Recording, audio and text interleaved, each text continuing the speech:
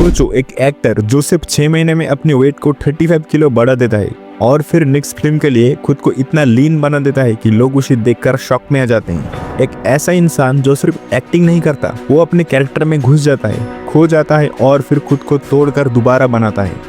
आपने social media पर sigma male वाली रील्स देखी होगी, but let me tell you something, अगर हॉलीवुड में कोई रियल सिग्मा है तो वो है क्रिश्चियन बेल। एक ऐसा एक्टर जिसका ट्रांसफॉर्मेशन देखकर दुनिया ने सिर्फ एक ही सवाल पूछा, इस बंदे की कोई लिमिट भी है या नहीं।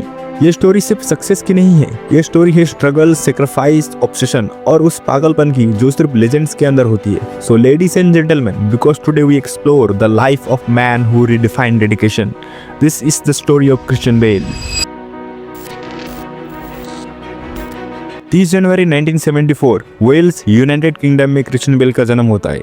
उनके फादर एक एंटरप्रेन्योर थे, उनकी मदर एक सर्कस परफॉर्मर थी। मतलब उनका जन्म एक आर्टिस्टिक फैमिली में हुआ था। इमेजिन करो, एक तरफ बिजनेस माइंडसेट, दूसरी तरफ क्रिएटिव परफॉर्मिंग आर्ट। मतलब एक ऐसा इन्वायरमेंट जिसमें 9 to 5 लाइफ तो पॉसिबल ही नहीं था। क्रिश्चियन बेल का चाइल्डहुड स्टेबल नहीं था। फैमिली बार बार पोर्तुगल, इंग्लैंड और यूनाइटेड स्टेट्स के बीच रिलोकेट करती रही। Consistent school change, no permanent friends, और शायद यही रीजन थी कि छोटी एज में क्रिश्चियन ने ऑब्जर्व करना सीख लिया। डिफिकल्ट कल्चर्स, डिफरेंट पर्सनैलिटी, ये सब बाद में उनकी एक्टिंग की फाउंडेशन बनने वाला था। सिर्फ 8 साल की एज में उन्होंने कमर्शियली स्टार्ट कर दिया।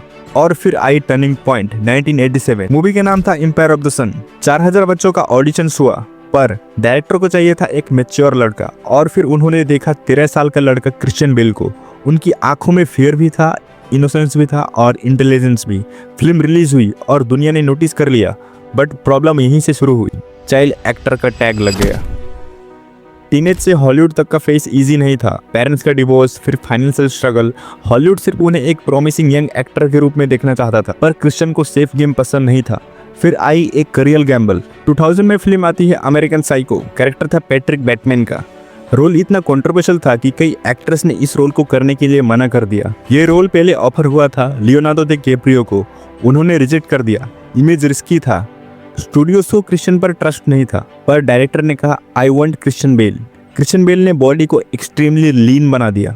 Daily strict routine, cold behaviour maintain किया, सेट पर भी डिस्टेंस रखा। वो सिर्फ एक्टिंग नहीं कर रहे थे, वो बैटमैन बन चुके थे। फिल्म रिलीज हुई, इनिशियल ब्लैकलिस्ट, लेकिन आज कल्ट क्लासिक। और हॉलीवुड ने ऑफिशियली डिक्लेयर कर दिया क्रिश्चियन बेल इज फियरलेस। अब आती है क्रिश्चियन बेल की वो फिल्म जिससे दुनिया हिल गई, द मशीनिस्ट। एक आइसोमेट्रिक फैक्ट्री वर्कर रोल के लिए उन्होंने अपना वेट 82 kg से लेकर 49 kg कम कर दिया, सिर्फ एक एप्पल और एक टूना कैन पर डे।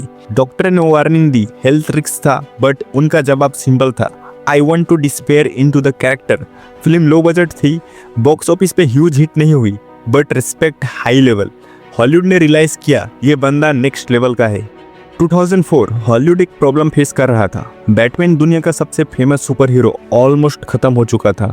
1997 की फिल्म बैटमैन एंड रॉबिन के बाद ऑडियंस ने बैटमैन को सीरियसली लेने से मना कर दिया। Bright costume, overweighting villain, toy like action. लोग कहने लगे Batman is dead. Warner Bros को एक मिरेकल चाहिए था, और तब एंट्री हुई एक डायरेक्टर की, Christopher Nolan. Nolan super hero movie नहीं बनाना चाहते थे, वो एक रियलिस्टिक क्राइम स्टोरी बनाना चाहते थे। एक ऐसा स्टोरी जहां बैटमैन कोई सुपर ह्यूमन नहीं, बल्कि ट्रॉमा से ब्रोकन एक इंसान हो। बट प्रॉब्लम एक और थी, बैटमैन का रोल कौन करे।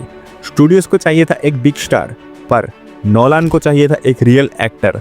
और तब नोलान ने देखी एक disturbing film, the machinist. Screen पर एक आदमी था, स्केलेटन जैसे बॉडी, वर्किंग गिल्ट, वो था क्रिश्चियन बेल। नोलान समझ गया ये एक्टर मास्क नहीं पहनेगा, ये बैटमैन बन जाएगा। जब क्रिश्चियन बेल को बैटमैन का रोल ऑफर हुआ, उनका वेट था 49 kg। हाँ, वही इंसान जो कुछ महीने पहले ऑलमोस्ट सर्विंग कंडीशन में था, और अब उन्हें बनना था गौतम का most powerful vigilant. Muscular, dominating, fear itself. Time मिला सिर्फ 6 महीने। क्रिश्चियन बेल नॉर्मल ट्रेनिंग नहीं की, उन्होंने अपनी लाइफ को रिस्टार्ट कर दिया। 4 से 5 घंटे intense workout training, military discipline, और रिजल्ट 6 महीने में 49 kg से लेकर 86 kg तक गेन कर लिया। हॉलीवुड शॉक में था, लोग सोच रहे थे इम्पॉसिबल है, बट ट्विस्ट अभी बाकी था। जब Christian Bale first time Batman suit trial के लिए आई, क्रिस्टोफर नोलन ने उन्हें देखा और हल्के से स्माइल करते हुए बोला, I need Batman, not a fat man bro. Yes, Christian Bale ने इतना बल्क कर लिया था कि वो ओवरसाइज्ड हो चुके थे और यही मोमेंट था जहां एक नॉर्मल एक्टर ब्रेक हो जाता। पर क्रिश्चियन बेल उन्होंने कंप्लेन नहीं की, एक्सक्यूज नहीं दिया। नेक्स्ट फ्यू वीक्स में उन्होंने फैट रिड्यूस किया, बॉडी शार्प की, स्पीड इंप्रूव की और finally Bruce Wayne is born. और जब 2005 में बैटमैन बिंग रिलीज होती है, ऑडियंस थिएटर में पागल हो चुके थे। लोग चिल्लाने लगे, बैटमैन इज अलाइव। 2008 में जब द डार्क नाइट रिलीज हुई तो ऑडियंस पागल हो चुके थे। मूवी ने ग्लोबली $1 बिलियन क्रॉस कर लिया। जब सबको लगा अब वो सेफ प्रोजेक्ट्स करेंगे, उन्होंने फिर सबको शॉक दिया। American hustle, 20 kgs weight gain, Ford and Ferrari और फिर एंट्री MCU में Thor love and thunder. Character था गॉर, हर रोल अलग, हर बॉडी अलग, हर माइंडसेट अलग।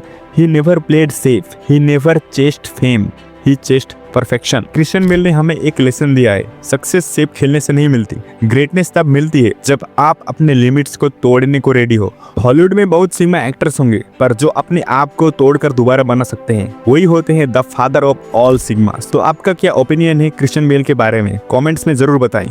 अगर आपको ऐसी रियल डेडिकेशन स्टोरी पसंद है तो सब्सक्राइब करना ना भूले। मिलते हैं आपसे नेक्स्ट वीडियो में, तब तक के लिए स्टे ट्यून, स्टे सेफ, क्योंकि आगे और भी रियल लाइफ सुपर हीरोज आ रहे हैं।